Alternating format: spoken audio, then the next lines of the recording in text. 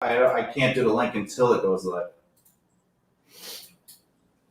And then we edit it down. So right now it's live, but we're going to edit it down when we reshoot it again. But this is the behind the scenes of the episode. That's sort of what it's supposed to be. All right, give me a second. I'll give you 2 seconds. Yeah, you should. What do you want me to do, Deborah? Do you want me to post it so then people can ask questions? Yeah, that sounds good. All right, then let me share. Where are you sharing it to? My email? Are you going to send it to... Yeah, we're going to send it to the email. We're going to send it to email. I love the emails. So do I. Emails are fun. You can't go wrong with an email. What's an email? An email? I don't know. There it is. There it is. All right, we're sending it to you now. Oh my God! It's happening! Woohoo! By the way, this show's very casual. We're all stuck at home, so you don't have to worry about it being anything more interesting than it is. Do I look like I'm dressed up? You're definitely dressed up. You look great. You look great. I'm getting a double chin though in this COVID time, man. I have to learn how to jut my chin out. Like the models do. Like take the photo. If it makes you feel better, I only have a beard, so I'm at least half attractive. I'm gonna get one of those paste-on beards. Please do. All right. Anyway, so right now, basically, what's happening is we're live on the Facebook. I mean, on the YouTube channel.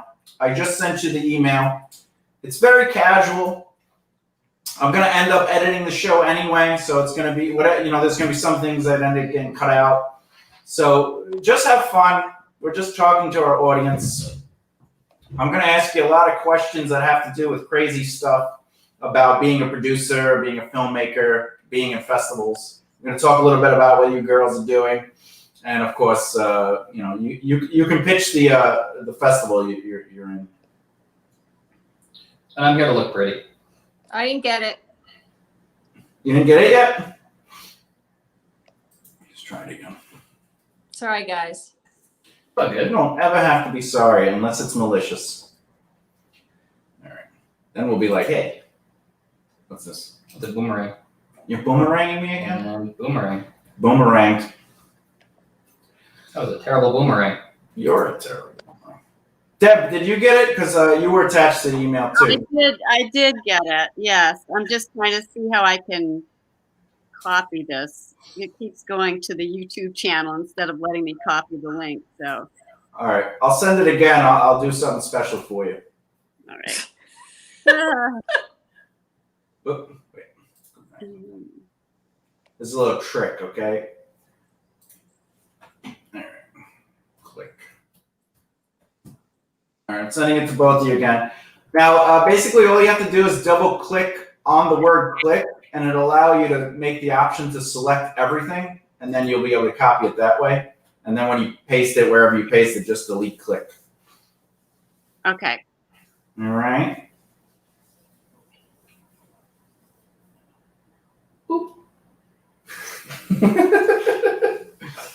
Now, I noticed you say your last name Piszel. Is that correct? Yes. See? I always thought it was Piszel. I know you like that. You like that whole cookie thing. I know Well, I you. like pies. Huh?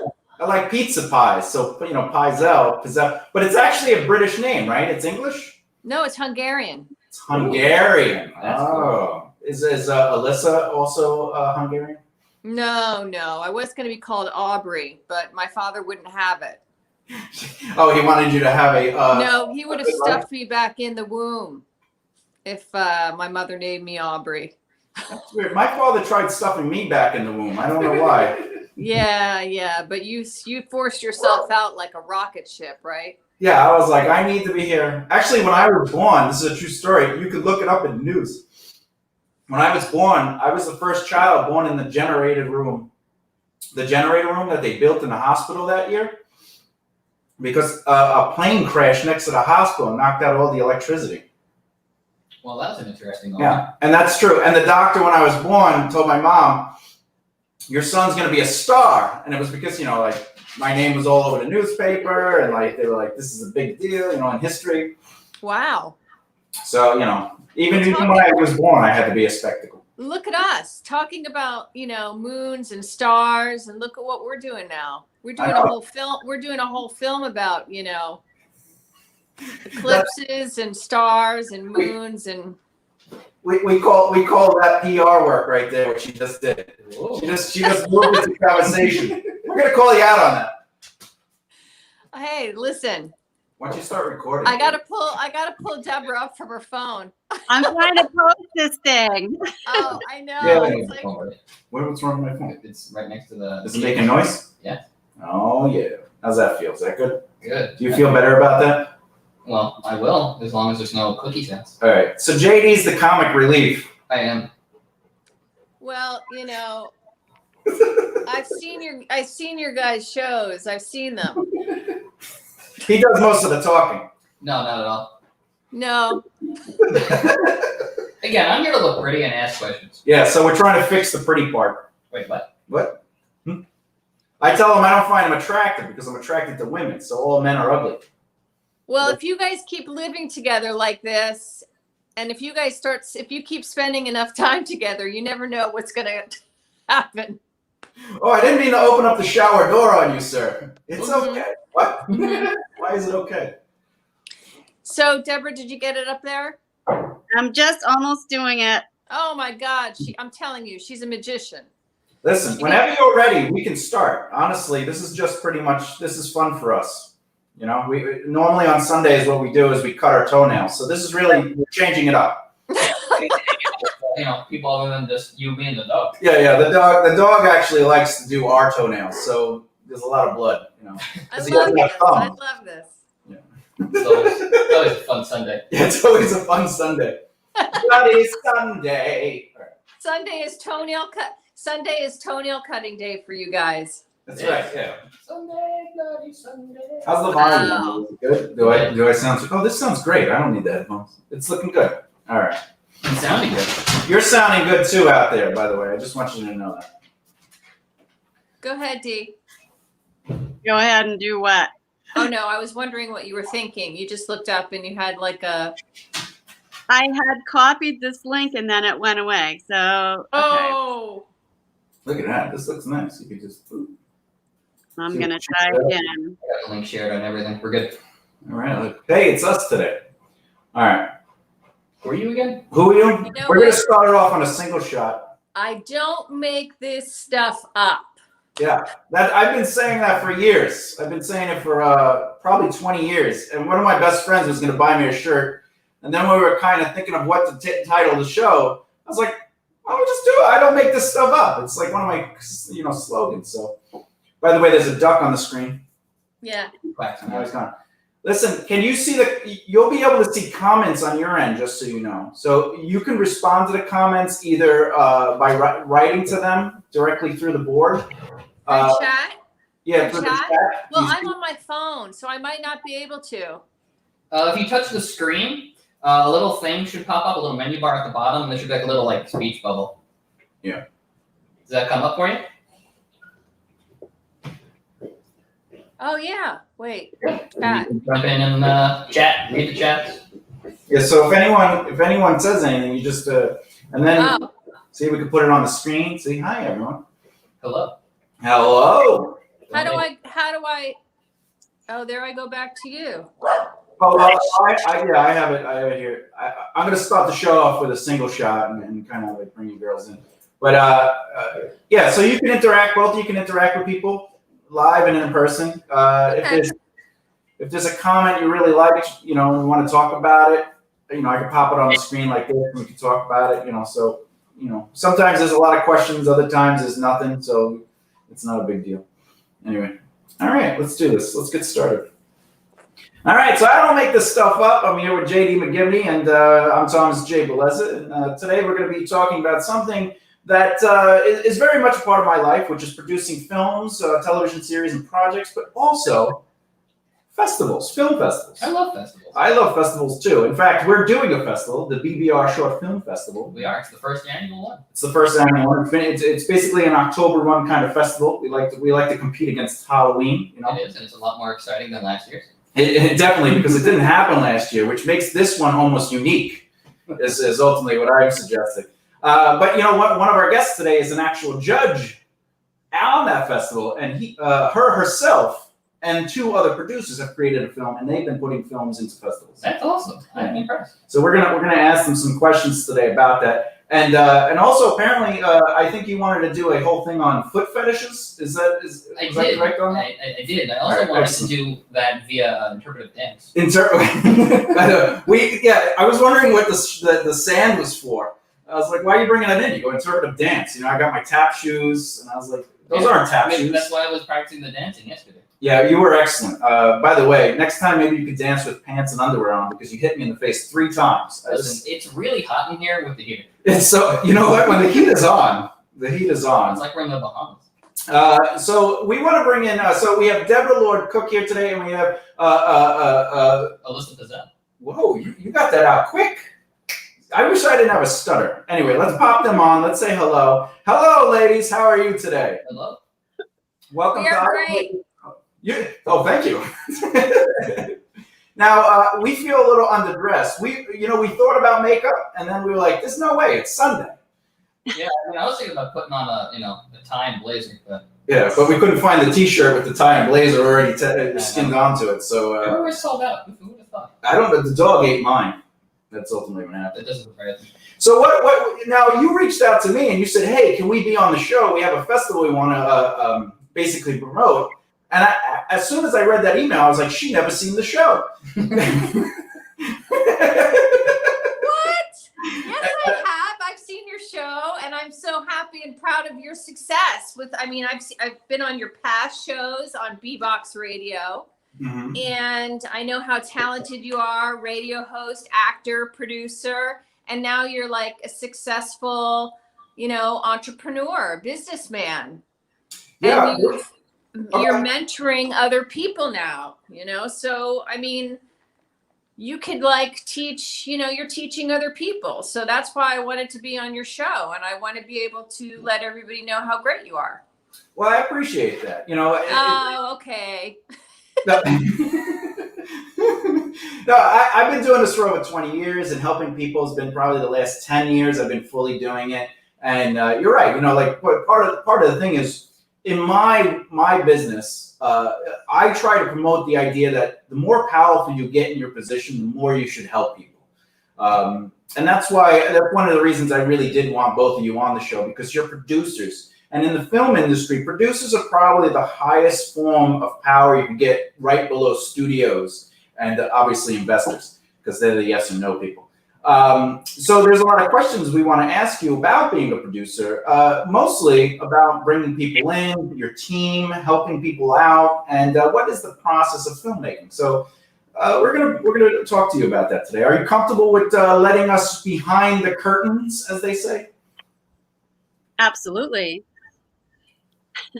All right. All right. When you see the light go on, that means the talk. No, I'm just. All right. So to start off, though, I noticed you're in a film festival. As you can see, for your film, In the Moon's Shadow, and it'll be in the Femme International Film Festival. Now, how did that come about? Did you submit it? What's the process? Tell us how that became something. Well, we did submit to La Femme International Film Festival in June. Because of COVID, we had submitted to several festivals in January that were happening throughout the winter and spring, but because of COVID, they were all canceled or postponed, and it was discouraging because we had just completed the film.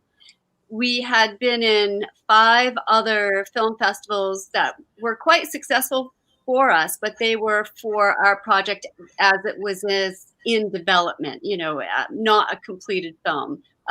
So this was really exciting, with La Femme saying that we were accepted. It was the first one since COVID, and the only one actually that we've submitted to since things are starting to get a little bit going again. But unfortunately, well, for us, because we would have loved to gone to LA to actually be there in person for this festival, they're doing it virtually. But that way, anyone from anywhere in the world can see our film. So that's exciting. So that's the good part of all this. And also, D too, you know, you said that we can also watch it. They can get the ticket and they can see it on that night with the Q&A, but they can also watch it anytime. So if they get the ticket, they can watch it throughout, you know, they don't have to watch it that night. They can also watch it anytime they want. The festival runs October 15th to the 18th. So with a ticket, they can watch it anytime within that period of October 15th to the 18th. Yeah. But we are doing a live Q&A at 9 p.m. Eastern time where we'll screen the film, as well as all of us, the director and cast and as well as the producers will be there to answer questions. So that's going to be a kind of a good time to watch. Now, once the festival's over, no one can watch the stuff anymore. They can't watch the interviews. They can't watch the movies. So you got to catch it through the festival. That's right.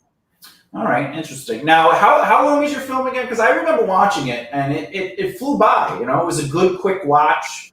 You know, it was a comfortable film. It had a lot of emotion. It was very intense. You know, to me, it was a spiritual film. Like it had some sort of spirituality to it. And not because the word moon is in the title. Or shadow, but not to foreshadow the film, but there is or is not a shadow. But how long is the film altogether? The film runs an hour and 26 minutes, I believe, with credits. So it is a full feature film, but not extremely long. So it is a quick watch. It is a very heartfelt film. And the biggest, coolest thing is that we shot during the total eclipse of the sun. So we took that gamble to go to Ravenna, Nebraska in hopes that it would not be cloudy that day. And we shot scenes in real time during that, you know, the last few minutes of the eclipse. And it was pretty exciting. It was supposed to be cloudy that day, but when we woke up that morning, it was, you know, completely blue sky. And we got the most amazing eclipse footage. And so if anybody ever wonders what it's like to be in a position where you're going to experience the total eclipse of the sun, this film will give you that experience, as well as seeing how it affected the actors as well. Now, while the eclipse was happening, did you look directly at it as if you were the leader of the free world? Yeah. We did. I mean, and not only that, what was really cool. We had our. Go ahead. Why am I blind? Yeah, we did wear our glasses until it was in the complete eclipse mode, which is when you can take your glasses off and see it, until the diamond ring starts to come out on the edge. And that means you can't look at it anymore with your naked eye. So what you're saying is you can't use a telescope to look at the sun during the eclipse. I believe you could look at it when it is completely full. Yeah. That's when you can take your safety glasses off and you can view it. And I think it's in that position for about 2 minutes before the light starts to peek out on one side. But it is blinding. You have to be very careful. And I think we were all worried that we might have looked at it, you know, at the wrong time. Like the whole right after, and even the next day, we're like wondering if, you know, we damaged our eyes doing it. But we were very careful. What was really neat to see. How many hands am I holding up? What? How many hands am I holding up? How many? 2 fingers. 1 hand, 2 fingers, correct. So it's an hour and 20 minutes, and you get to experience a full solar eclipse, which wasn't really, I thought that was a powerful scene. And if I remember correctly, that was mostly improv, and the director chose to just leave the camera going during that scene. Now, with it being an hour and 20 minutes, and the festival is basically 3 days long, ultimately, if someone pays to see the festival, they could watch your film, like, what is that, 60-something times. Yeah. That'd be great. Yeah.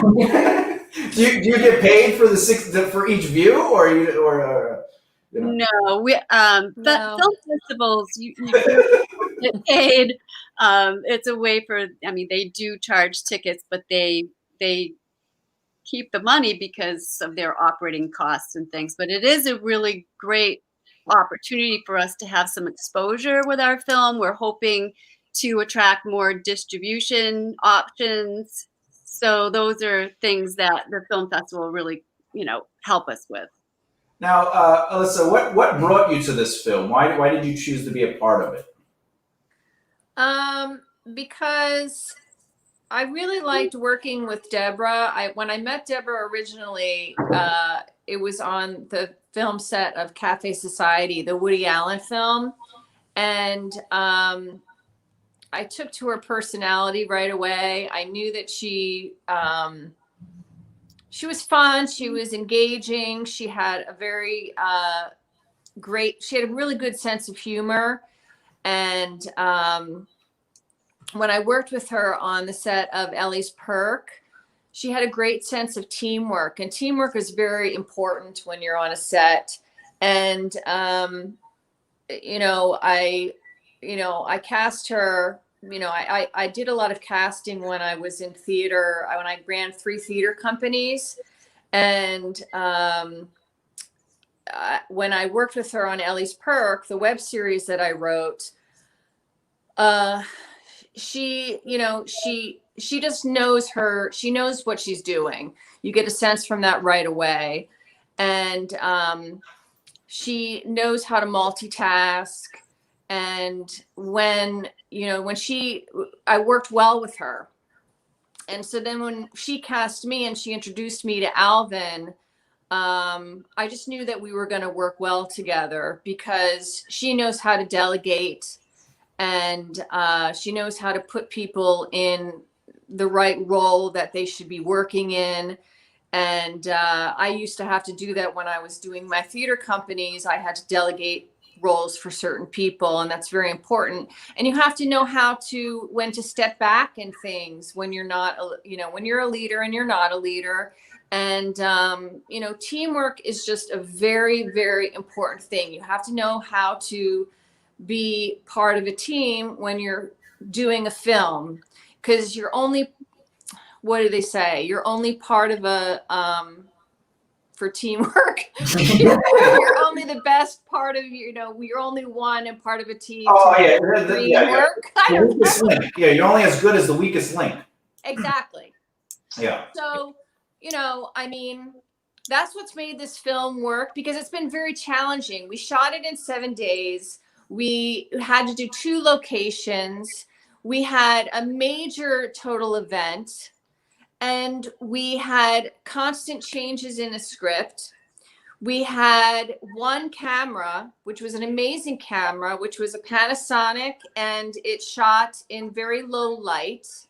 And we had lost our funding originally, and thank God we had Thomas Kesselitz come in to the picture, because we lost the funding on Debra's birthday. Oh no. Which was horrible. I mean, she was devastated. And Thomas Kesselitz, so we took it on, Debra and I, and we started funding in ways that we both knew how to fund, which I come from a theater background. I found funding in newspapers and trying to put ads in, and going around to bars and trying to, network and negotiate things, and throwing events at Grada Azora and places, and Terrar, and, different things that we would do to crowdfund, what we have to do when we're doing, whether it's theater or whether it's film. It's a constant. Soft money? What? Did you get a lot of soft money? Soft? Yeah, soft money is basically money that covers the budget, and it's still in the budget, but it's free money. So basically, like a location. Let's say you have $1,500 for a location, but then someone gives you the location for free. That's called soft money. So yes. Well, Alvin had connections, so he had. We had to pay for our location, right, Debra? We paid for the location, yes. Alvin, our director, originally had another production company that was working on this, and the funding had been in place. This would be my third project working with this director, and so I brought Elissa in. We did a stage reading in New York City. Everybody was happy. The funding company was there and they loved it, and everything was going great for months. And then in May, with the total eclipse looming in August, was when the company pulled out. And so that's when Alvin said, we're not doing the film. But Elissa and I got together and we just decided that we would try to raise the money and produce it on our own. So our budget ended up being a little bit different than the original budget because we didn't have much time to get together. And it was so frustrating because we had full budgets coming in. A couple of times there was an airline interested in funding the entire project. And one thing fell through after another. And it was just beyond frustrating. And we would be thinking we were going to do it, and then we were unable to. But ultimately, we were able to raise the minimal budget to go to Nebraska and shoot the eclipse. But as soon as we got that in place, everything turned around, and we were able to raise the rest. How long did you guys actually have to basically cover getting the budget again after you lost the initial funding? Because it sounds like you guys basically had to work within a really tight schedule.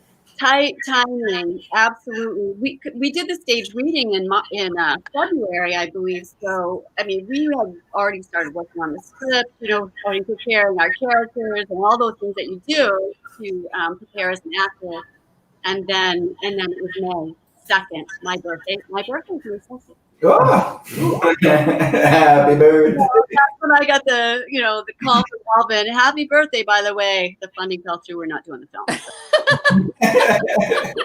Yeah, that's never fun when the funding falls through. But the fact that you decided to just start filming, and then one thing led to another, and as we said, the film has a spiritual aspect to it. The energy of the production and the people involved just kind of pulled people to it, and it made itself happen.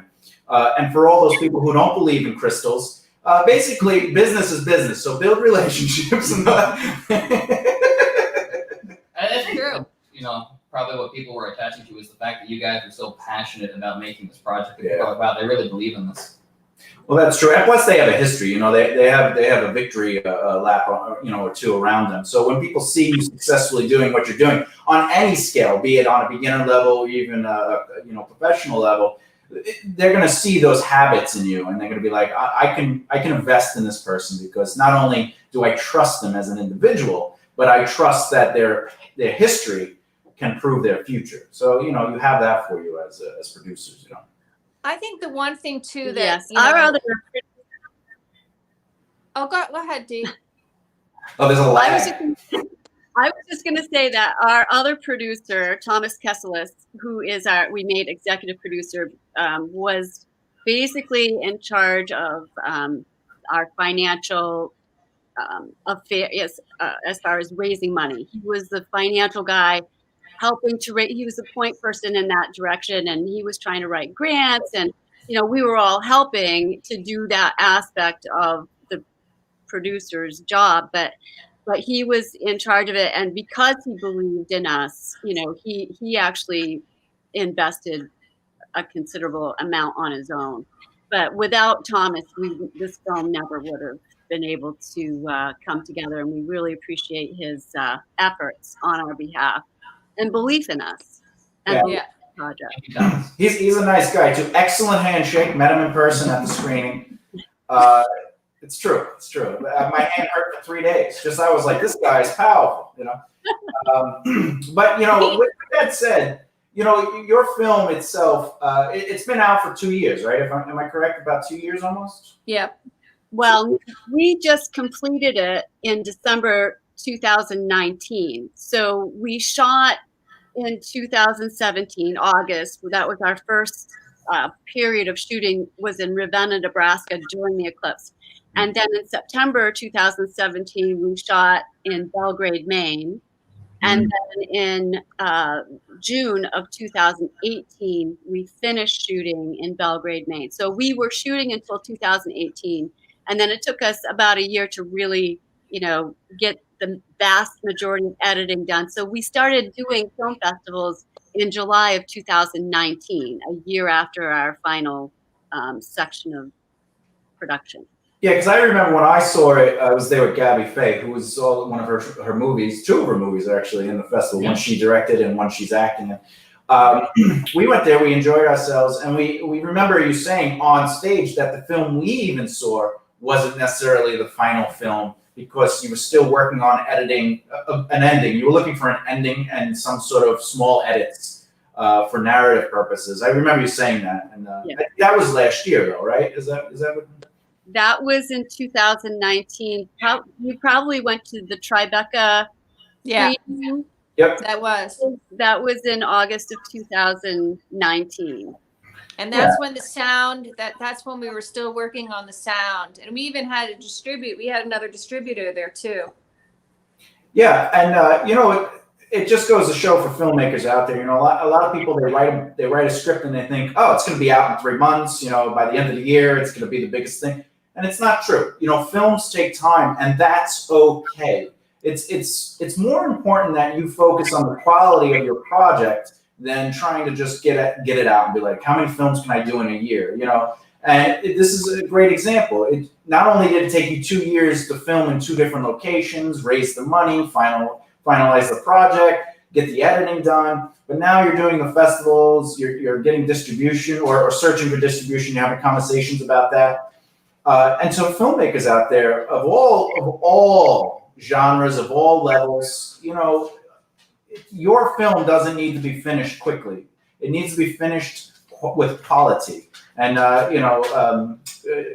this movie, In the Moon's Shadow, is an example of taking your time, making sure that it's the quality of what you're looking for. Because, obviously you don't want to nitpick everything, be like, oh, maybe we should just, change the color correction here, color correction. Sometimes there's things you have to let go as an artist and be like, let's just get it out. But it's great because even Spider-Man, we were just talking about this on the last episode, Spider-Man took 20 years to make. Spider-Man. Wow.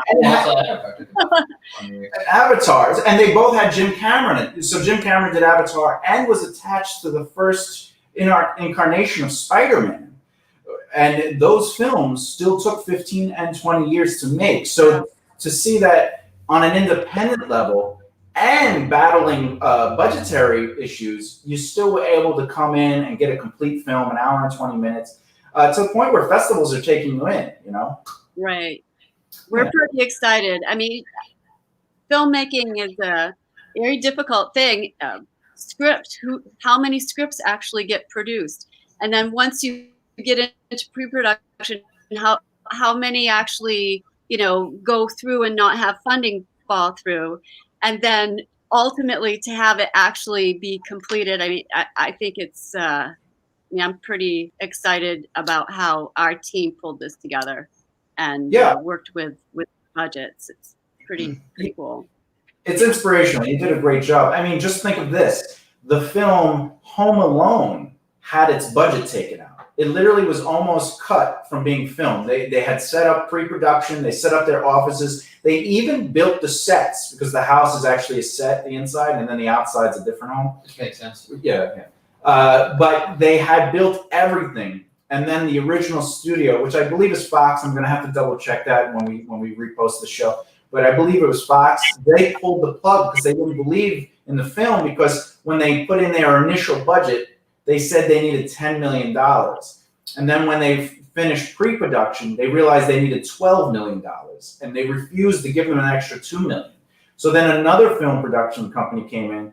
Maybe it was Fox that saved them, and Columbia was the one that left. No, I think it's the other way around. Yeah, I have to get the exact details, but I know the story is ultimately another studio came in and says, just keep working. We can fund the film. The $12 million is not a big deal. And it became obviously a massive hit when, it was hard to rely on a child to be a lead in a film. And that was their biggest fear. They were like, how can we really finance an unknown who's only been in Uncle Buck before then, and maybe a few commercials, which, by the way, Uncle Buck, great movie. John Candy. I loved Uncle Buck. It was such a great movie. It's just amazing. This is the thing that it's funny because Ricky Sage, one of our Lakota tribe that was in our film, just texted me and he said, "How are you doing?" And because he was we were so lucky to actually get this Lakota tribe shots while we were in Nebraska in the film. Oh yeah. You got them to do an actual rain dance. Is that correct? Yeah, right. That's really cool. Right? No, well, what with the ceremony? I don't remember. Yeah, and we had such wonderful experience with them. Debra and I had bought jewelry from the tribe was selling jewelry while we were there, and family, huh? Did you wear any in the film? I had mine on. Maybe Debra had hers on. Did you have yours on? I don't think I did because it was toward the end when we bought the jewelry, and it wouldn't match what I had shot previously, to match up. Yeah, you can't see our hands in the shot, so I don't know, but okay. I feel like that question I just asked you was basically the equivalent of Actors Inside, where he's like, asked Scarlett Johansson, "Were you wearing underwear under your Black Widow outfit?" And she's like, "What kind of question is that?" But he had just asked Jeremy Renner like a really, an interesting acting question, and he answers it, and then he goes, "By the way, Scarlett, we need to know, did you have underwear on?" And she's like, "What are you asking me?" So I apologize for the jewelry question. That's okay. We expect it from you, or I do. I did. Is that an Italian attack? I don't know. I'm taking a no. Is that a what? Because I'm Sicilian. Are you attacking the Sicilians with? No, I'm just messing with you. No. Go get the horses. All right. No, but anyway, So what happens with this festival? Let's say, is there a winner of the festival? Are there awards to the festival? What is the purpose of being in this festival for other filmmakers to understand the process? And obviously, is this a female-only festival? They say they support women directors and producers and stories about women, but they also say it's for women and for everyone. So our film, we've had very good responses from men too, just as many responses from men. I think it's a family story that has emotional impact and is relatable even for men too.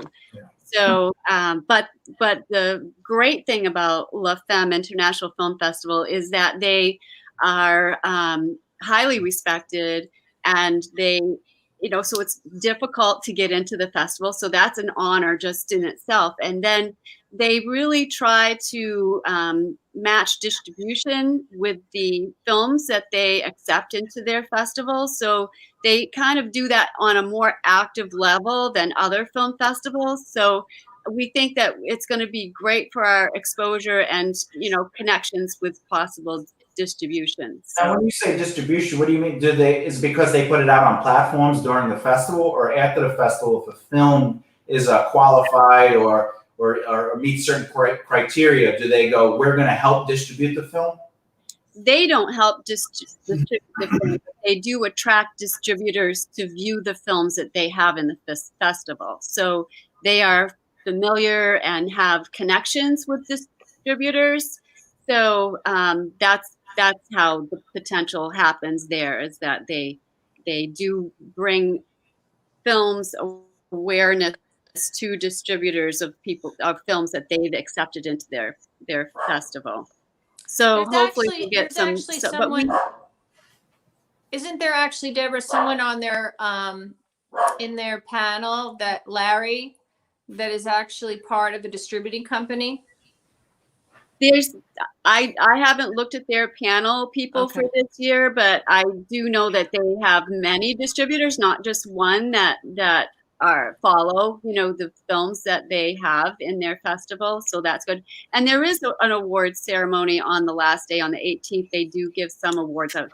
not really sure all of the categories that they do that with. But they have short films as well as full features like ours. Mhm.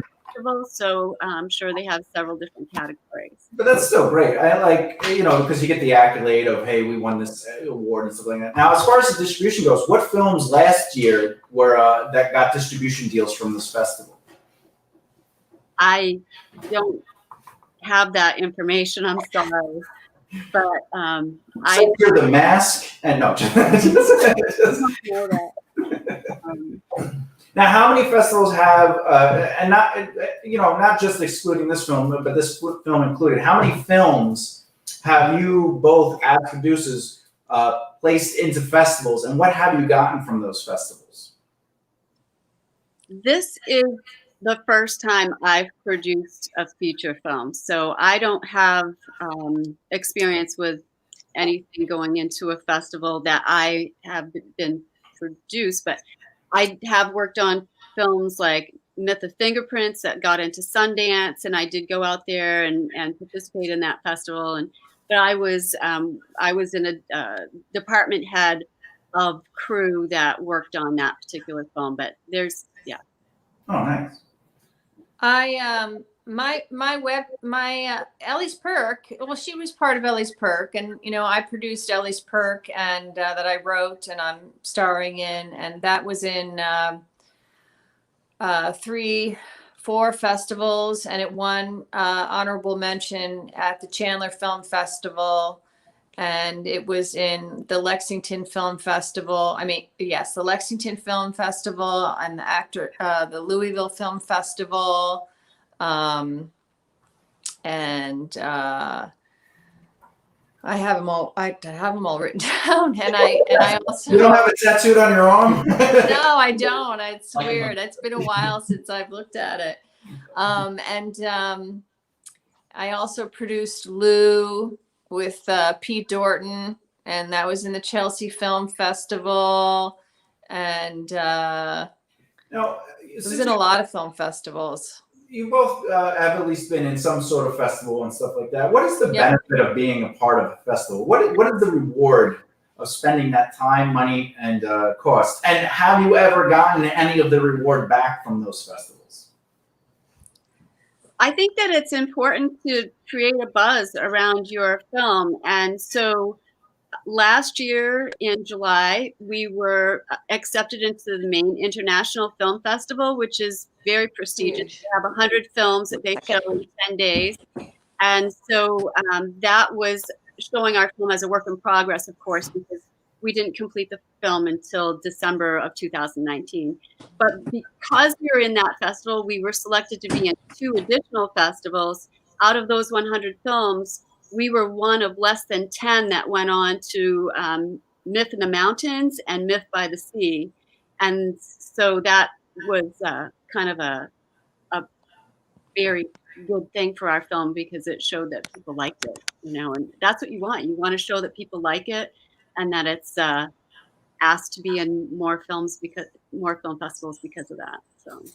All right. Well, that makes sense. And obviously, that's definitely one perspective. And what was your experience, doing festivals yourself? Since you ran away, we didn't get to hear from you. Yeah. I'm so sorry. Well, for me, it's about meeting other filmmakers, and it's about networking for me, and getting to connect with other directors and work on different projects with them, and getting to see their work, and them getting to see my work. That's really what it is for me. I love being able to learn from other people and to grow in my field, so I can be able to work with other people. Yeah, well, that makes sense. Networking is one of the prime assets of success in entertainment. There's network, market, and practice. Obviously you have to know what you're doing, but you need to build and cultivate those relationships. You need to develop a brand so people can attach to it emotionally, whatever that brand may be. Whatever you stand for. So yeah, no, a festival in that sense is great, as you know, because you're doing your job in that sense. If you're in a festival, when you're there to network and build your brand value, your relationships with people and how they foresee you, and then also you're learning the industry, that's 100% a great answer for a festival involvement. You know? And we ourselves, we're doing a festival, but our goal was to kind of make it so people are more involved in the festival, like the filmmakers themselves. And also on top of that, we wanted to give them the development deal. So it was like they were getting something for that. Awesome. Yeah, you know, because we've dealt with a lot of festivals. We deal, you know, in the industry, the stuff we deal with. And I see the behind the scenes stuff, and I see a lot of what filmmakers are taught to believe. And you know me for a long time now, and I'm always trying to educate people. Educate new actors. They'll always say the same thing, which is their knowledge of how to be successful in this industry is always based on what they know, which is only what they know. And of course, the knowledge of their fellow actors, which are literally doing the same thing they're doing, which could be, you know, in any given situation, they could ultimately be doing nothing, you know, and they're like, well, my friend JD, he's an actor and I'm an actor. We just started. So JD said I should get headshots. So I should get headshots. And it's like, yeah, but what are headshots going to do for you right now? You're just getting into the business. You're not even an entity. You don't have a brand value. You don't have relationships. You don't understand the system. So just spending $500, sometimes $1,000 on headshots as a first-time actor, that kind of money can absolutely go towards maybe more going out, spending that money to pay for your bills, but also to get out there and network, like you're saying. You know. Well, I think you yourself are a really good, you're a prime example of, you know, not needing headshots, because if I remember correctly, you got into SAG relatively quickly without even, you know, spending time to. Yeah, when I decided to be an actor, 6 months after I decided to be an actor, I was in SAG, and I didn't have to get any waivers or anything and stuff like that. And then I would say 4 months after that, I was being asked to run for office with SAG. I was now friends with the New York president. I was friends with people involved. I was now, you know, getting to speak with people and getting to have dinner with, you know, named individuals. All without headshots. All without headshots, all without realty. In fact, I had a manager who was begging me to pay to go to this workshop so I can meet agents, right? And I was like, I'm not doing it. I refuse to do that. I know for a fact, because I'm friends with agents, that when they see actors who pay to be seen, they write them off, because they're thinking, if you had to pay to see me, and you're not ready to be seen, because you should be on my radar. You should be in the circles. You should be professional, right? And anyway, so my manager's like, go pay for that. And then she was like, you got to get headshots and you got to get a reel together. And then I started getting booked on stuff, but she wasn't booking me. I was booking myself. And she's like, how are you getting booked? And I go, oh, I'm building the relationship with the producers, writers, and directors that are involved in those projects. And she's like, how did you know? I was like, oh, I did my research. And I was like, well, I would have liked to work on this project, but you know what? Let me start building the relationship with these people now. So then when they were working on something in the future, I was able to reach out to them, not asking for anything. Or they'll just reach out to you and go, hey. Yeah, a lot of times they would reach out to me. But that's, you know, and that was blowing my manager's mind, you know, and I love her dearly, you know, and she just retired from the industry and stuff. But Mazel tov, man. She, you know, and those kind of, like, even when I started music, when I was first in music, everyone told me you got to record an album, you got to tour, and you got to play shows. All my biggest successes had nothing to do with an album, a show, or a tour. And, you know, obviously I retired at 27 from just having to be responsible for anything in my life. And that was because I learned the business. Right. So, you know, those are the things that we like to, that's why I love having people like yourselves on, because you're a veteran of the industry.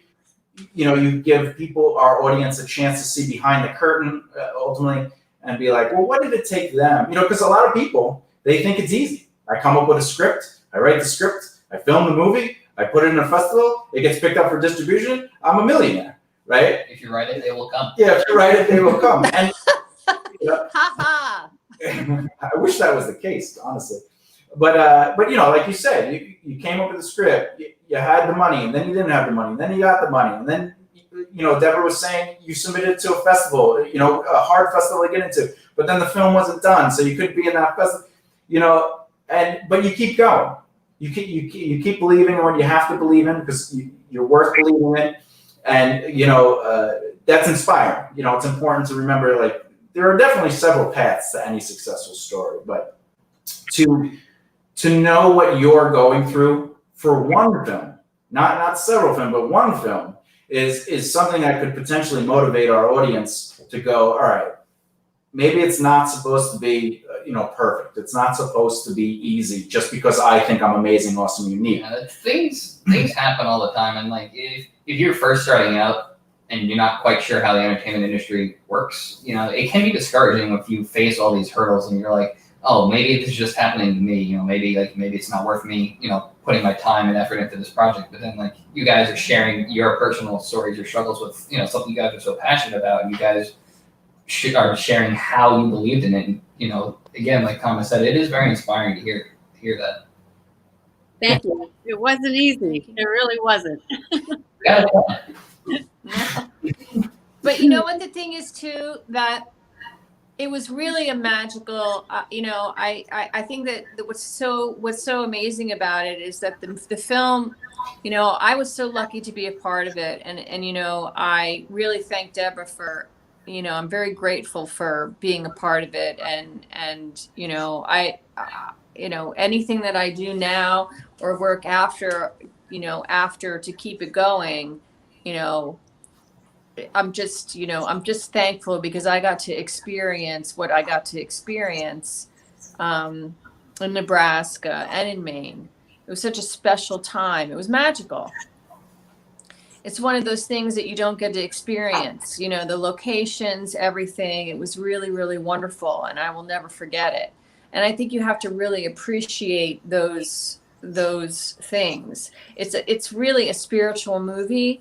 And it's about two sisters that are really, it's a sister movie. It's a spiritual, connecting movie, and how, it's a journey. So it's really, to me, that's like a really emotional thing, especially with everything that's going on right now.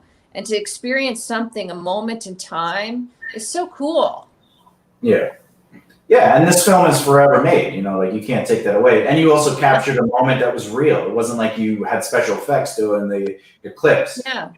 The emotions you were feeling on that screen was probably the most real you've ever had a chance to, because you were literally working with, a natural phenomenon. Yeah. Of the universe. Yeah, it wasn't like you're like, all right, look at this, soccer ball. And the soccer ball's gonna be an eclipse. It's great, please.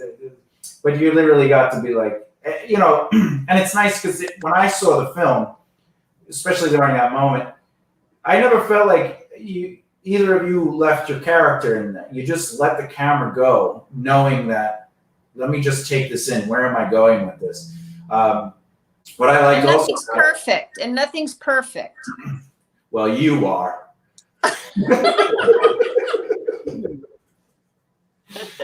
And by the way, that's why I always say that.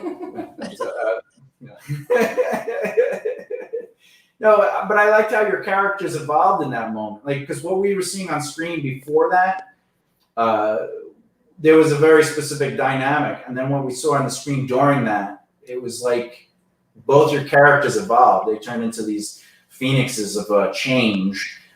Which kind of was the inspiration for the next moments of that movie, where, it made sense why these characters did what they. I don't want to give anything away, but ultimately, you can see it's a very pivotal moment. Yeah, but I feel, because again, it was improv a lot, so I feel like just naturally as actresses, you were able to take the energy of that open moment, and you knew your characters to a point where it just wasn't like there was no dialogue needed. It wasn't like you had to sit there and go, I am feeling this. You saw the energy on screen. So that was exciting for me as a filmmaker and as a director. I was like, oh, I need to work with these ladies,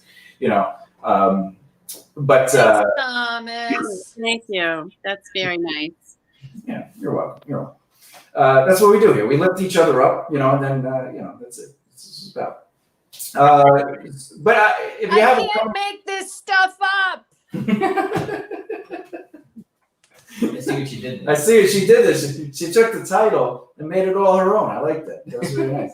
That's she is a PR person. I'm telling you, she knows how to pull it in. You know what? I believe it. I believe it too. Have you ever worked with a PR company? You know what they do, right? Public relations, is that what you just said? Yeah. Public relations. Yeah. The way they teach you, because I'll talk to people just starting out and stuff, and I go eventually you're gonna have a PR company, and they're like, why? And I was like, because if you listen to yourself being interviewed, you're not talking. You're bullet pointing and data dumping. And what a PR person teaches you is how to take a question you don't want to answer that question to lead into what you need them to know. And they're like, really? And I was like, yeah, they make you practice that. You think when a celebrity goes on a show, their job is to talk about the project? It's not. Their job is to talk about their experience on their project. And then they're trained how to do that. I think one of the things you pointed out in the past is how Dwayne "The Rock" Johnson has evolved over the years from when he first started to what he does now. Yeah, if you watch Dwayne "The Rock" Johnson in his first interview versus how he's interviewed now, you can tell he's had training. Because in the beginning, it was like he was talking about the next wrestling thing that was coming up, and it's going to be on Saturday. It was just very monotone and boring as well. Yeah, he was which is weird because his character is not monotone and boring. Yeah, he's excellent. He's an excellent actor in the wrestling world. he knows how to bring it. So it's just interesting when you do those things. For me, because I know it. It's a PR thing. The way you're like, oh yeah, I like moons. Speaking of moons, when I was experiencing the moon, and I'm like, but I have to teach people that stuff too. I go, when you're doing an interview, you're not answering the questions they ask you. You got to answer the questions you want them to answer. You got to be like, what are they asking me? But what do I need to say? And sometimes though, when I'm being interviewed, I go, what is that? Like they'll be like, so why do you write music? And I go, what is that? And they're like, music. No, I go, what is that question? Why would you ask me that? How many people have you asked that question? And how many people really give a crap about why I write music? I wish there was footage of my radio interviews from back in the day. I was just give me another. What do you got on your sheet over there? Can I look at the question? I was like, I'll tell you what, I'll give you a question to ask me. And they're like, Jesus. And basically, we had the best crew. Did you know that? We had an amazing crew on this in the Moon Shadow. We had we had such a small crew, a tiny crew in Nebraska, 5 crew. Yeah, my notes you sent me. No. They were amazing. How do you pick a crew? Do you just find people, or you go to people you have relationships with? Was the crew on this movie, in the Moon Shadow, a new crew that you've worked with, or are they people you've been building relationships with? Well, the sound guy was a friend. Jim Reynolds is a friend of Alvin's. We used him in Nebraska, and Becky McMillan was our location person in Nebraska. And Alvin found her as well. And then we also had, what was the gentleman's name that we also had working with James? Becky? James. He was our intern. He was our intern. Yes. He was your runner? He just did whatever you needed him to do? Right. Yes. Where's my call? Was great. He was great. Yes, he was really, really great. And then we had the location. We had the amazing location with Lisa Betts Marquis in Nebraska, in Gering. Her camp. Oh my gosh, that was fantastic. How did these people come together? What was the catalyst to be like, let's work with these people? This is our team. We know they were all fantastic. They made your film. You know, like, but like, it's just, How did you but- build the conglomerate? yeah. For other people listening, like audience members that are aspiring filmmakers, or people that are filmmakers that are just like, how do I find a good crew? Like, how did you get this amazing crew together? What was the catalyst for that? Well, the crew in Nebraska were what Alvin had set up initially. So he had been in communication with Becky out there, who had the ability to take photographs. She was our unit production manager.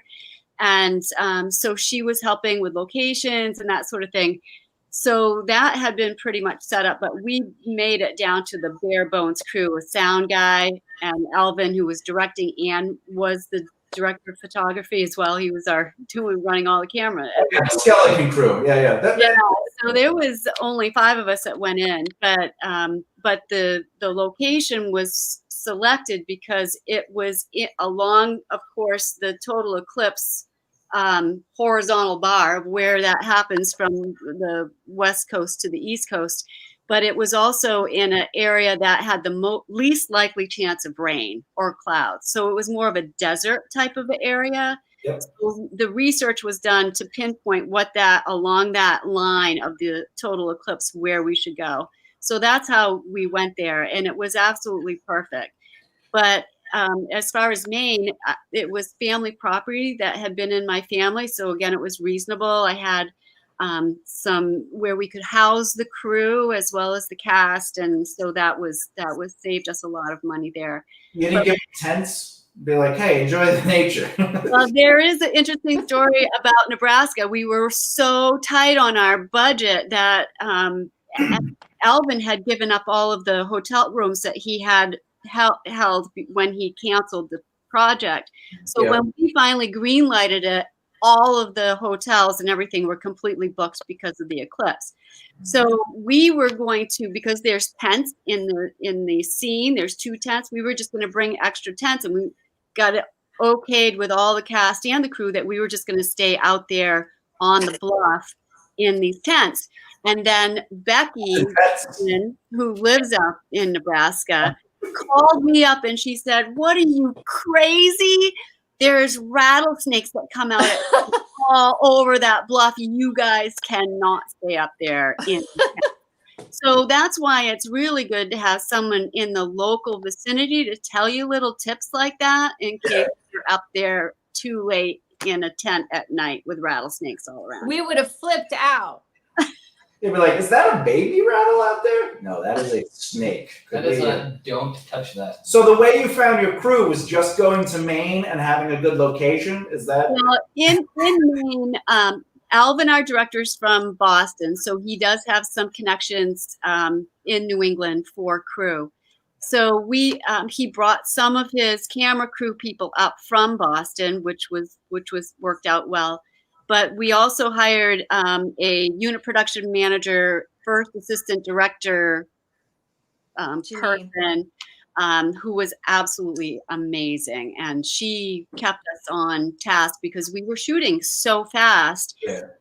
Elissa and I would already prepare all of the wardrobe and all the props and all of that before anybody arrived, so that once everybody, so we could save money by doing all of that ourselves. But once we were there and we were acting in almost every scene in the film, that we needed to have someone strong who was able to really organize it and get the communication with the crew members to move them from one point to another, where there was no question of what props were there and what wardrobe. And we just man, one day we shot 26 pages in one day. That is impressive. Unheard of. Yeah, to put it in perspective, on a massive film set, it will take maybe 2 to 3 pages a day for like a major film. But for like an independent film, 5 to 6 a day is considered an achievement. So to do that many in a day is amazing. But if you think about it, look at TV. I mean, they shoot 10 pages a day. Yeah, but they're also using 3 cameras. Right. So, We used one. Right. yeah, a 3 camera, a 3-camera sitcom, or even if you're talking about like a 30-minute show, like How I Met Your Mother. Well, How I Met Your Mother. Yeah, so that wouldn't be a 3-camera sitcom. So How I Met Your Mother. No, I think that is a 3-camera sitcom. No, I'm talking about like a movie like Californication. It's a 30-minute show. They're probably using 2 cameras, but at the same time, there's no way they're filming 10 pages a day. I mean, because they have so many different scenes. But, you know, just again, for the audience to understand the process, what you filmed in a day for 26 pages. Right. That is impressive. It's impressive. And not only that, when you're, it's so difficult, because this is something that people really have to understand. When we were doing this, because Dee and I were, you know, we were in the, when you're in the producer brain, and I'm sure you guys, when you understand this, when you're in the producer brain and the actor brain, and you have to make sure that, okay, now I have to switch it off, and now I have to switch it on, and now I have to switch it off, and you're in the left brain and you're in the right brain. That's a huge thing. And, you know, it's like, you gotta have time to, what are you laughing at? You gotta have time to. Oh, I said I have a toggle switch behind my ear to switch back and forth. Oh, yeah, you have to like know when to turn that off, that left, you know, that, you know, each brain, and be in your creative side brain, you know? And it's like, yeah, no, it's definitely like, to go into a project, even as a director, producer, actor, like that is difficult. You know, like just to do like Mariska in Law and Order. Yeah. She's been doing this so long. Yeah, just to be able to do that is, I mean, because not only do you have to work on your character, memorize your lines, understand the motivations, the whys, you know, you also have to understand everyone else's. You got to understand the shot. You got to okay things.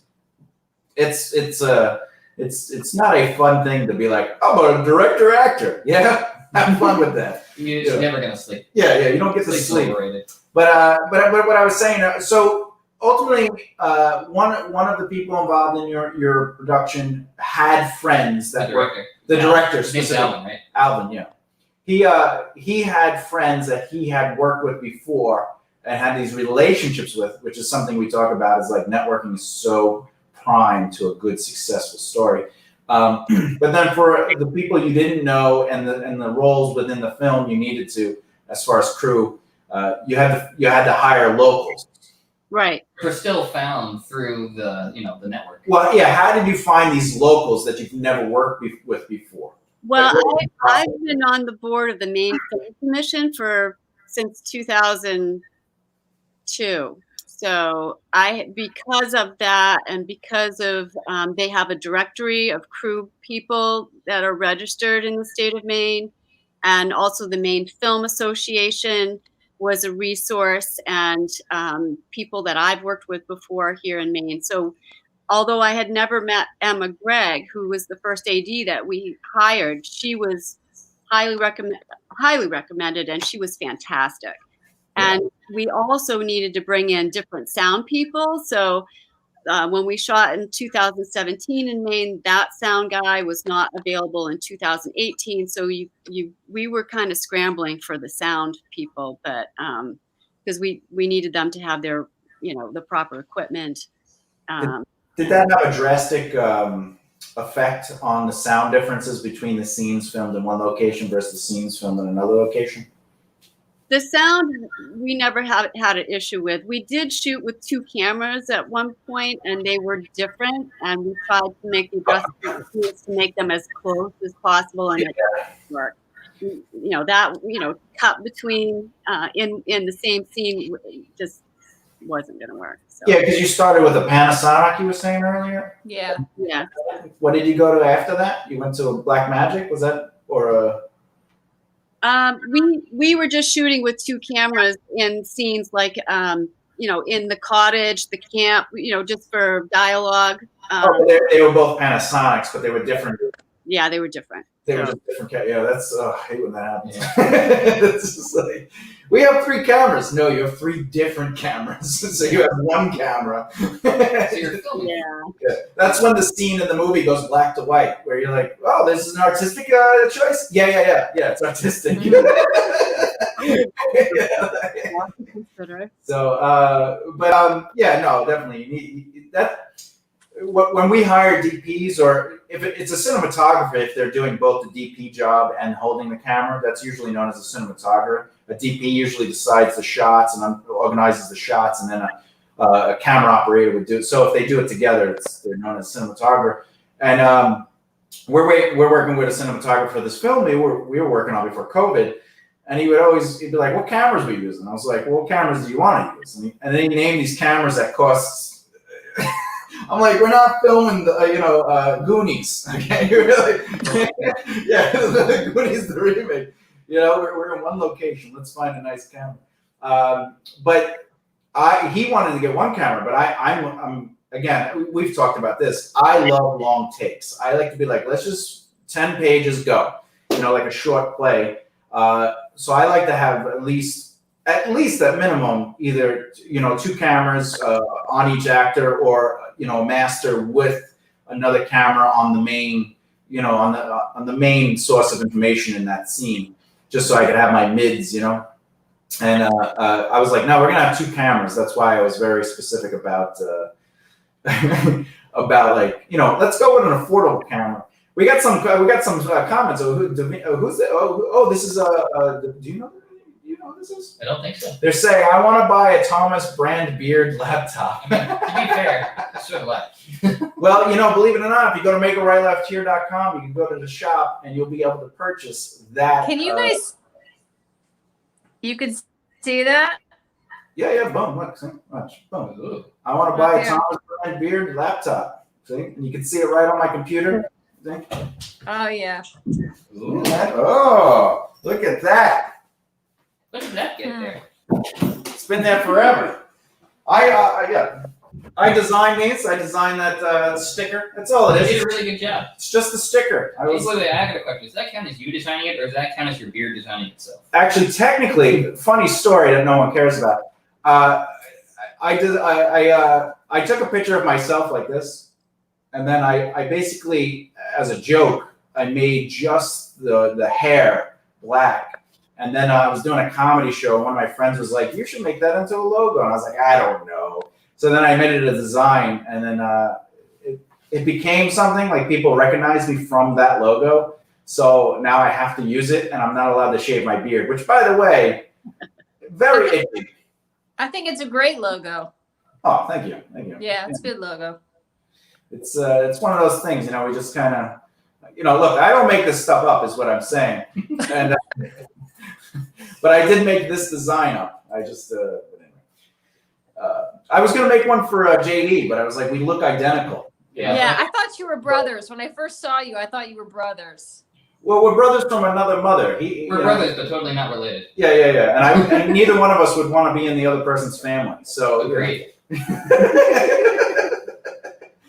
But all right, so you got the crew by knowing people, and then because Debra is very much in her field of interest, and she basically involves herself in that community, she was able to utilize lists and relationships to kind of qualify people. Now, an extended network, if you will. An extended network. This is also another reason I joined SAG. It wasn't just because I wanted to be a quote-unquote professional actor or be in the union. My idea, which worked, was to have the resources at my hands. In fact, a lot of the people that I deal with that are in the writing community came from my involvement in SAG, because I was able to meet these people. And also, I became so close with the president at the time, Mike Hodge. He's no longer with us, God bless him. But he helped me with tons of connections. And he was like, look, I'll introduce you to these people. I'll send you this way, blah, blah, blah. And it's that involvement in your community that helps your career grow as a creator, as an artist, as a producer, as a writer, as anything you want to be. Because people want to work with people that they know that they enjoy. Yeah, and that's why I like hearing this too. How did you find these people? Because, again, I write a script, I have a movie, I'll just hire people, I'll just get my friends. And it's like, well, your friends don't want to work with you. Why not? Because they want to get paid. And that means they're not really your friends. They just want to get paid, but it's because they're in the business, and either they're not in the business, or they're just and that's the thing. You got to know who you can work with, and who can handle the budget you have. You got to know who can handle, like you said, 7 days to shoot a film. That's not a long time. That's why it's important to have such a strong team and work with people that you know that you can rely on, because you have to be able to get stuff done in crazy short time constraints like that, and like know that you can rely on everyone that's part of the project. Yeah, that's why But I we make think, people do it. you know what I think too? I don't think that you really think that you're going to be working on this for such a long time afterwards, and if people are going to be there through the long haul afterwards either. You know what I mean? So many people kind of like drop off near the end. Like I've seen movies with Dee. At New York Women in Film. I mean, there's some movies that have been made, and they haven't gotten distributed till 5 years after, 10 years after. Nebraska wasn't even shot like till 10 years after. I mean, there's some female made movies that I have seen that, haven't gotten distributions 10 years later. But it's about the perseverance and the consistency, and like like you say, behind the scenes, what is everybody doing behind the scenes? Is there that quiet perseverance, behind the scene, behind the film, as it keeps, is it still there?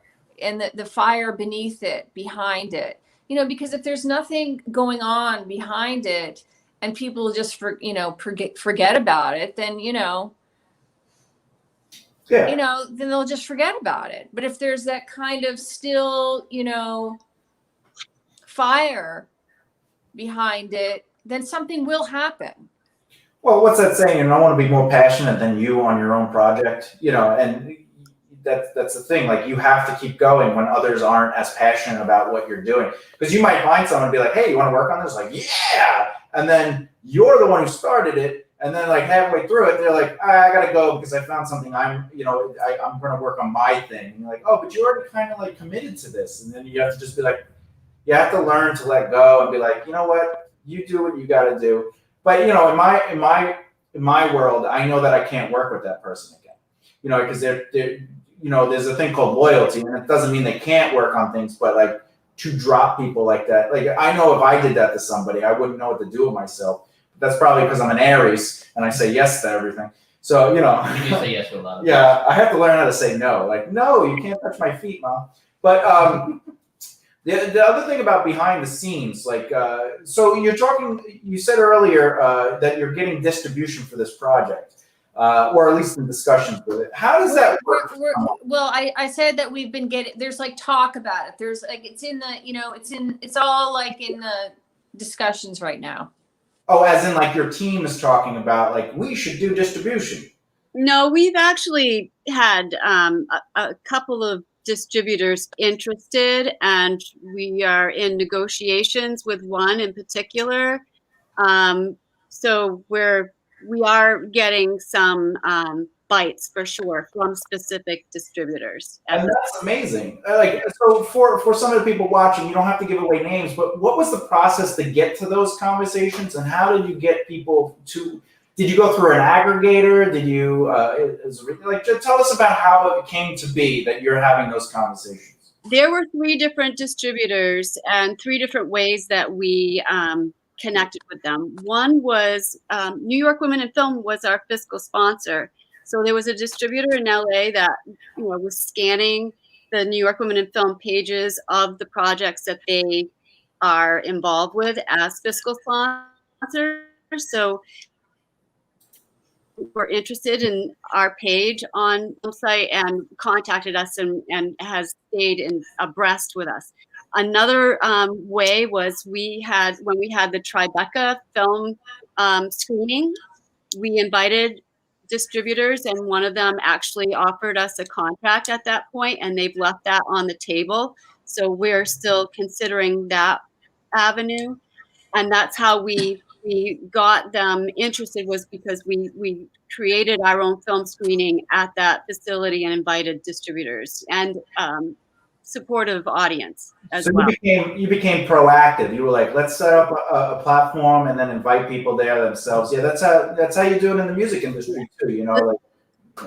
The third way that we got this newest distributor's interest is we hired a producer's rep who is connected with distributors all over the country. It's Circus Road Films.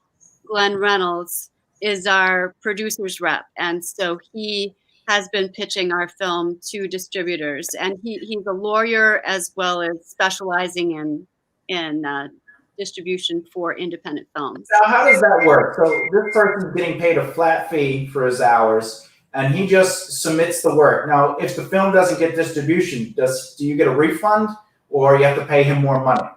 He is our rep for the life of the film.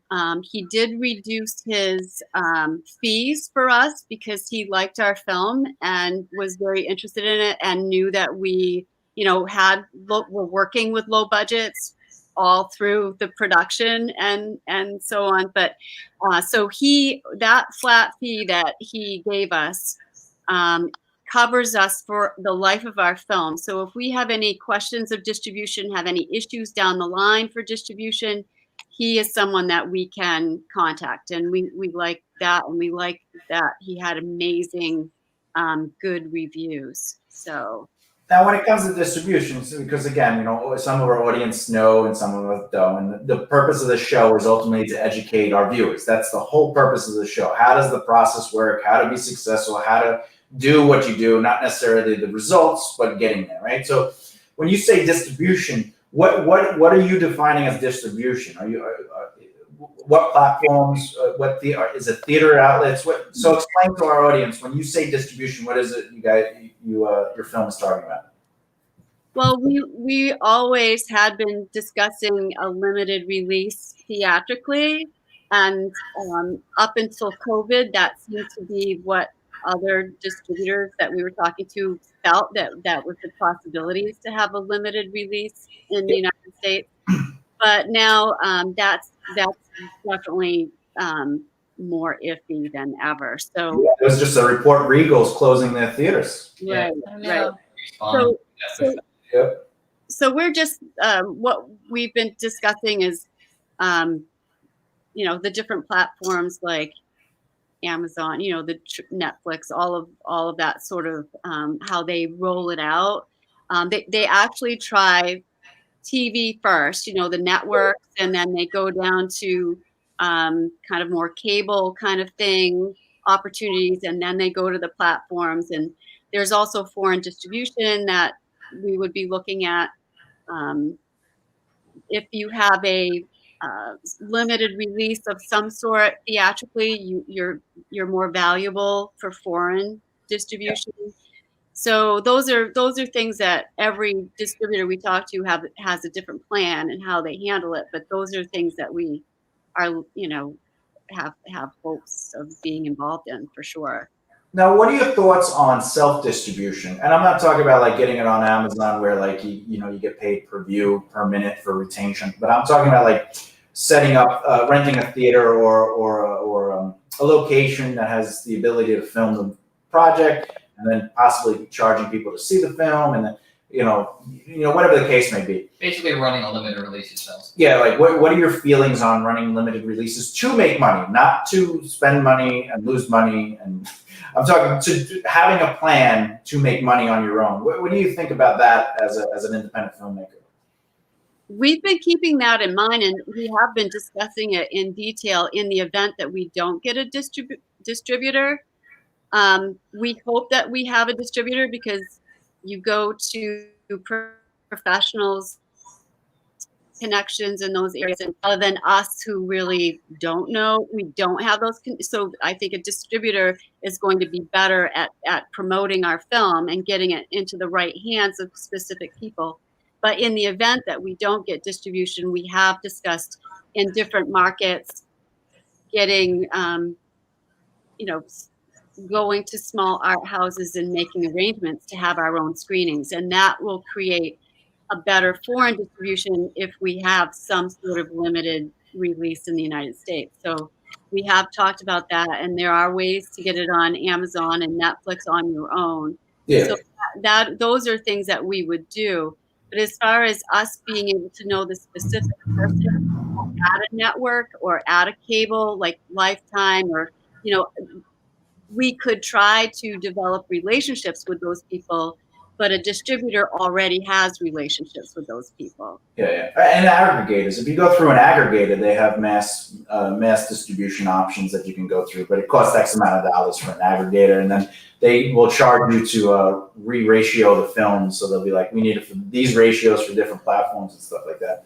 But what was I going to say? Do you remember what I was going to say? I do. That's something to do about tacos, though. No. Do you like tacos? No, but I was just going to say that, we have, I think that really, really important is that, anybody that has a film out there, they really, really have to know, and especially if they have a new film, they have to really know what their branding is for their film, and they have to know what their target audience is, and they have to know the age group of their film, like all of these things when they're doing their film, like especially like your films that, right now for your film festival, like if they're going to do self-distribution and they need like lots of followers for their film, they really, really have to have all of that in a strategy and in a plan. For marketing analysis. Yeah, absolutely. In a marketing analysis for their how they're going to self-distribute.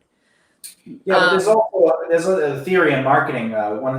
This is what I was taught. Some of my mentors taught me that if you market to who you feel is your audience, you're limiting your release. So like with music or any form of art, you should know what your core market is as far as like a starting point, but you should market the product or the brand and let audiences gravitate towards you, and that's how you get a bigger release. So again, like sometimes I deal with clients and they're like, oh, we want to just push towards old people, and I'm like, all right.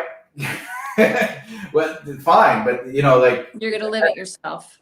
Yeah, you're taking away my marketing expertise to be like, well, yeah. This is who I want to buy it, and it's like, yeah, but they will buy it, but at the same time, it's not your job to determine who will like your product. It's your job to give the truth of the brand. In your situation, you would be the brand, not the actual film. But when you're just focusing on a film, then you're like you said, the film has a brand. But again, when you see The Mummy, and then you see George of the Jungle. Which The Mummy? Oh, Brendan Fraser. So, like, if you see The Mummy with Brendan Fraser, and then you see then you see George of the Jungle, they're not marketing those films the same way, but they're marketing Brendan Fraser the same way. They're saying, this is Brendan Fraser. These are films he does, but he's neither the guy in The Mummy, which was really good, or George of the Jungle, he's a thirst trap. So, like, what? I said, I know, I got, yeah. Yeah. No, I'm not just telling you. I know you. I'm not teaching you people. No, I totally, I was just thinking about how, yeah. Whenever I'm talking, it's usually I'm explaining to the audience, I'm breaking down the information that everybody says. By the way, we love the audience. Yeah, I love them we too. Love the audience too. Yeah. They're awesome. They send us cookies and pizza, and we're not allowed to eat any of it because we don't know who sent it. I wish they were on right now asking us questions. I can't believe we don't have them on. Well, somebody asked, how did they get my face, my branded laptop? Your beard.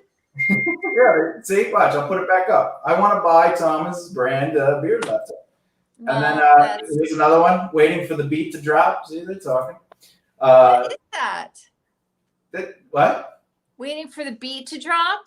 Oh, when we were talking, it's because we were hitting with solid information. And, like when you're in a good song, the beat drops and then like, boom, because like you just proved your point, So they were saying, yeah. And then when we were talking, they were actually so excited. Look, they were like, yes! Oh, yeah! Because they like what we had to say, Got it, divinity. They like the information. Yeah, that's what they come here for, the information. Maybe the pretty fakes, but now we have guests on. They're not even acknowledging us. They're just looking at YouTube. Oh. They're like, look at these geniuses. And we're like, I know, and watch their film. They love me. They really love. Oh no, is it they like me? Is that like just, me? You like us. You really like us.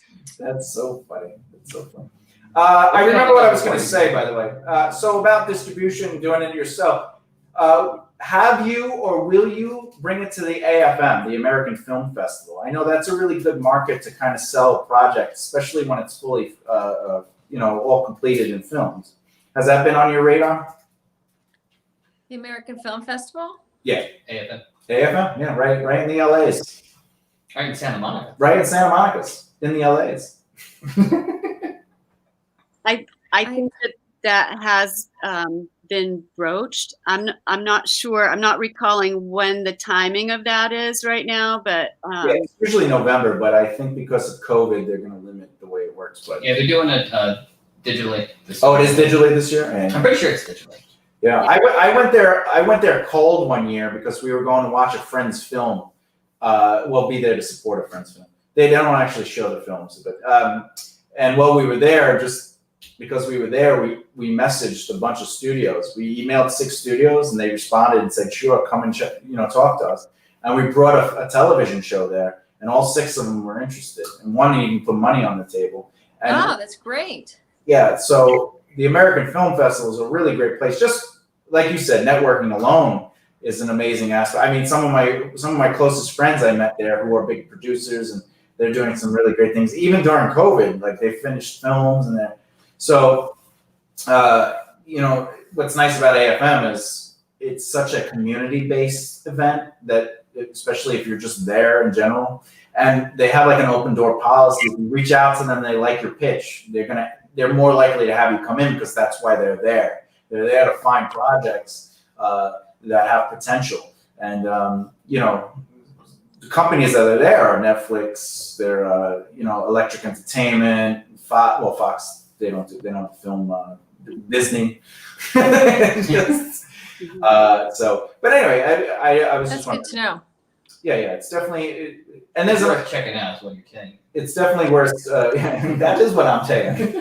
And then if you ever do a television show or a series, there's another event that's exactly like the American Film Festival that's down in Fort Lauderdale. It's twice as much to go. It costs money to go there, but it's always worth it. They do events, they do Q&As, they do meet and greets. Then they rent a hotel, and then you can go into each room, a sanctioned room that's set up like an office. It isn't like, welcome to my room, here's the bed.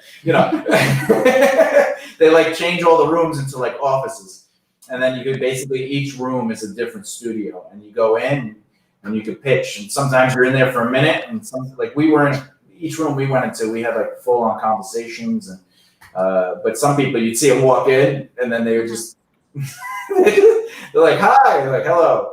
2 minutes later, they walk out and like, I think that went well. And you're like, no, I don't think that one. Well, they'll be doing it virtually. This year they're doing it virtually, but I believe, are they sold out? Oh, I guess it won't be sold out because it's virtual.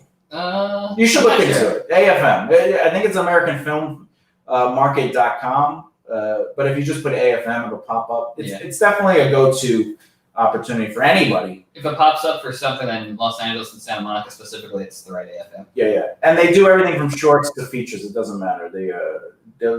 So if you saw my friend's movie, you'd be like, all right, anything can get picked up. So, because it got picked up, it definitely, look, I like the movie, but again, You're saying it wasn't The Godfather. It wasn't Godfather, it wasn't Dark Knight, but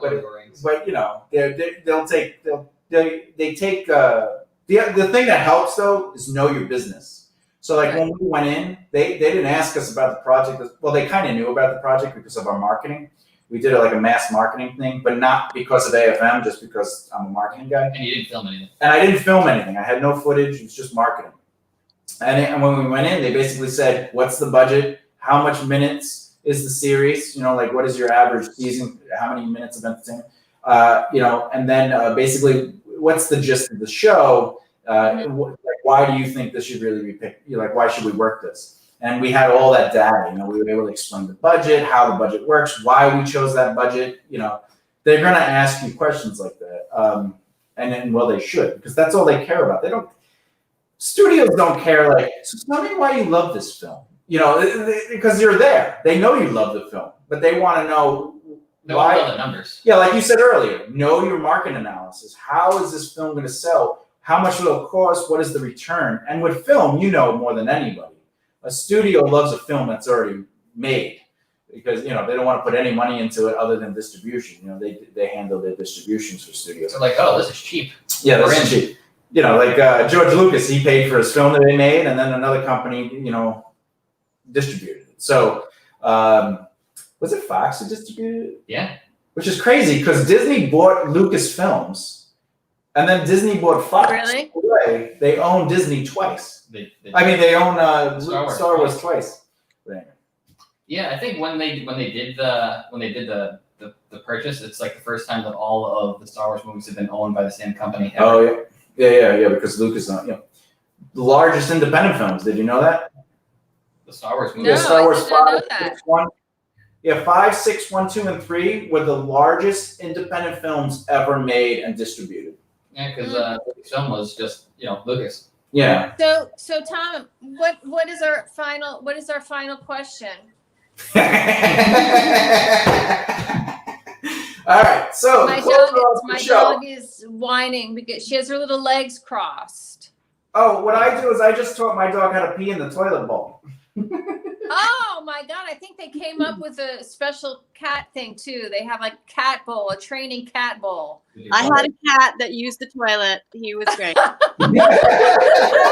Well, that's my final question. How do you get a cat to know? So, all right. Anyway, my final question is, what are you most excited about with the BBR Short Film Festival as a judge? While watching these films and your involvement, what really got you excited about what we're doing with it? Oh my God. Well, first, I'm really excited to be working with you. You know that because I mean, you're like a superstar, mad animal hard worker /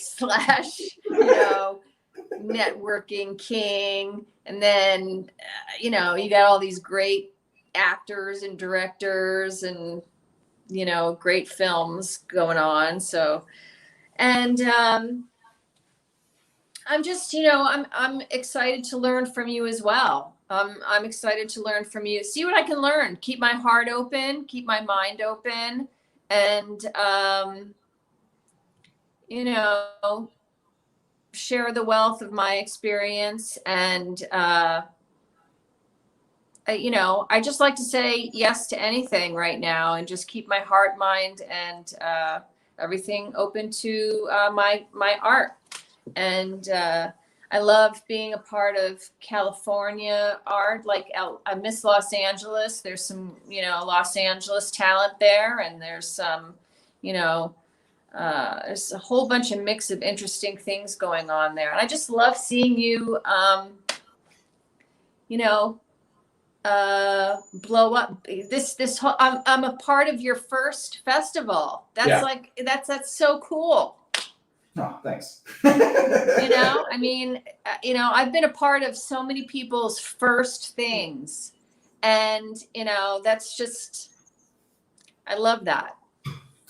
Well, that's beautiful that you said that. I appreciate that. You're a wonderful human being. I've known you for quite some time now, and we continue to grow as people.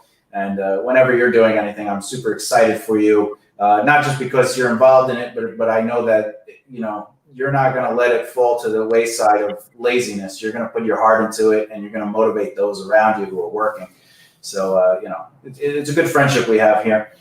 But to close out, let's go to Debra. Debra, how do people find you? Like, if they're interested in like working with you or knowing you or following your adventure, how do they find you? Well, I'm on Facebook, Debra Lord Cooke, and I also have a website, debralordcooke.com. So those are ways to reach me and to know what's happening for future projects and what I'm working on. All right, that's great. And how do we find the movie? The movie In the Moon Shadow will be at the LA, the La Femme International Film Festival, October 15th to the 18th this year. And you can see our movie there at any time during that festival. as well as a Q&A and live screening with us on Friday, the 16th of October at 9 p.m. Eastern Time. So where it goes from there, we'll be posting on our Facebook page. In the Moonshadow has its own Facebook page as well. Whoa! Whoop, we got a dance going on.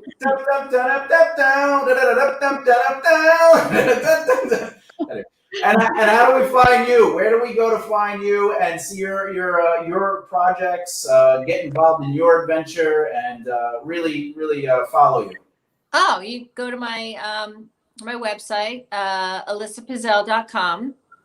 And how do you spell it? Oh, it's on the screen. It's on the screen. Yeah, it's on the screen, guys. And I have on my Facebook page. You can just find me on my Facebook page, and there I have an Elissa Piszel actress page, and then I also have my film, which Debra Cooke is in, and she plays a really funny character, and it's Ellie's Perk. You can check out that short film, and yeah, again, you'll be updated on all kinds of stuff that I'm doing as well. All right, excellent. And obviously you can find us at BBRProductions.com, and you'll be able to see all the episodes of I Don't Make This Stuff Up right on the website. And obviously you can find all social media that way as well. Elissa, Debra, thank you so very much for joining. JD McGibney And Thomas J. Bellezza. Yeah, that's right. We don't make this stuff up. I know I don't make this stuff up, and he definitely makes some of it up. I mean, sometimes the dog definitely makes sense. Yeah, his conversations are rough. Anyway. Oh. Thank you again, and have a great day, and enjoy what you do. Thank you. Bye. Bye. Thanks, everybody.